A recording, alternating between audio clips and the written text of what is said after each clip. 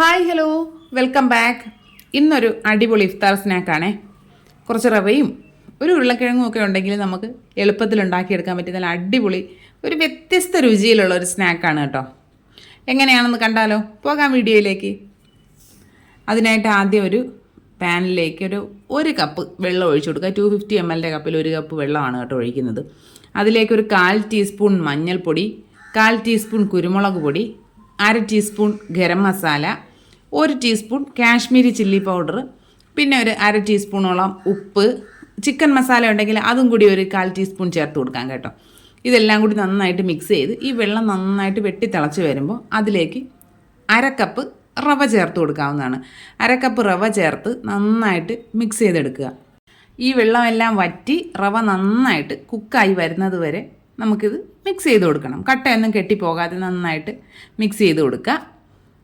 വീഡിയോസൊക്കെ കാണുന്ന കൂട്ടുകാർക്ക് ഇഷ്ടമാകുന്നുണ്ട്. നിങ്ങൾ ചാനൽ സബ്സ്ക്രൈബ് ചെയ്യാതെയാണ് കാണുന്നതെന്നുണ്ടെങ്കിൽ സബ്സ്ക്രൈബ് ചെയ്യുന്നതിനെക്കുറിച്ച് ഒന്ന് ആലോചിക്കേണ്ടതാണേ. വീഡിയോസ് ലൈക്ക് ചെയ്യുക, കമൻറ്റ് ചെയ്യുക, ഷെയർ ചെയ്യുക. ഇതൊക്കെ എന്നെ സപ്പോർട്ട് ചെയ്യുന്നതിൽ വലിയ ഘടകങ്ങളാണ് കേട്ടോ.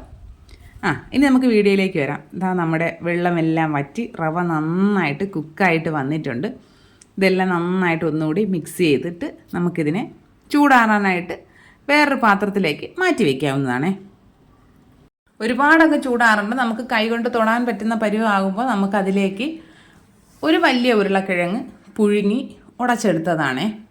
അതിനെ ഇതിലേക്ക് ചേർത്ത് കൊടുക്കുക. ഒരു 1/2 ടീസ്പൂണോളം ഇഞ്ചി വെളുത്തുള്ളി പേസ്റ്റ് ചേർത്ത് കൊടുക്കുക. ഒരു മീഡിയം സൈസ് സവാള നന്നായിട്ട് ചെറുതായിട്ട് മുറിച്ചതിനെ ചേർത്ത് കൊടുക്കുക. ഒരു പിടി മല്ലിയില ചേർത്ത് കൊടുക്കുക. പച്ചമുളക് വേണമെങ്കിൽ നിങ്ങൾക്കൊരു പച്ചമുളകൊക്കെ ചേർക്കാൻ കേട്ടോ. ഞാനിപ്പോൾ ചേർക്കുന്നില്ല.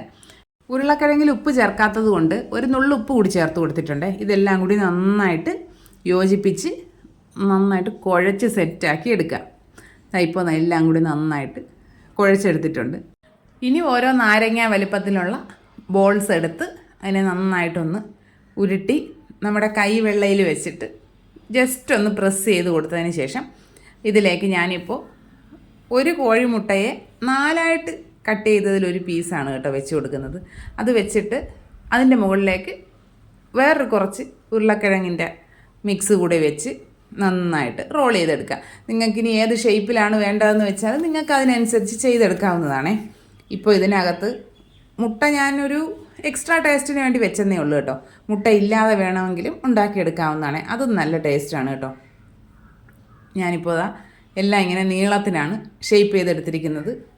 എല്ലാം റെഡിയാക്കിയതിന് ശേഷം നല്ല ചൂടായ എണ്ണയിലേക്കിട്ട് ഫ്രൈ ചെയ്തെടുക്കണം. നല്ല ചൂടുള്ള എണ്ണയിൽ വേണം കേട്ടോ ഇടാൻ, ഇല്ലെങ്കിൽ പൊട്ടിപ്പോവുമേ.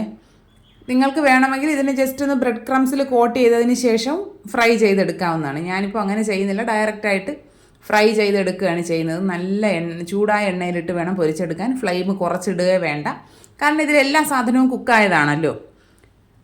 ഇപ്പോൾ ഏകദേശം നല്ലൊരു ഗോൾഡൻ കളറായപ്പോൾ കോരി എടുത്തിട്ടുണ്ട്. ചെറുതായിട്ടൊക്കെ സൈഡിൽ നിന്നൊക്കെ ഒന്ന് പൊട്ടി വരാനൊക്കെ ഉള്ളൊരു ടെൻഡൻസിയൊക്കെ കാണിക്കും കേട്ടോ. നമ്മൾ വളരെ സ്ലോയിൽ വേണം തിരിച്ചും മറിച്ചുമൊക്കെ ഇടാനായിട്ടേ.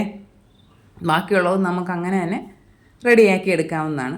നല്ല ടേസ്റ്റാണ്, ഒരു വ്യത്യസ്ത ടേസ്റ്റിലുള്ള സ്നാക്കാണ്. എല്ലാ കൂട്ടുകാരും ട്രൈ ചെയ്ത് നോക്കണം. കുട്ടികൾക്കൊക്കെ ഇഷ്ടപ്പെടും കേട്ടോ. കുട്ടികൾക്ക് നന്നായിട്ട് ഇഷ്ടപ്പെട്ടിട്ടുണ്ടായിരുന്നേ.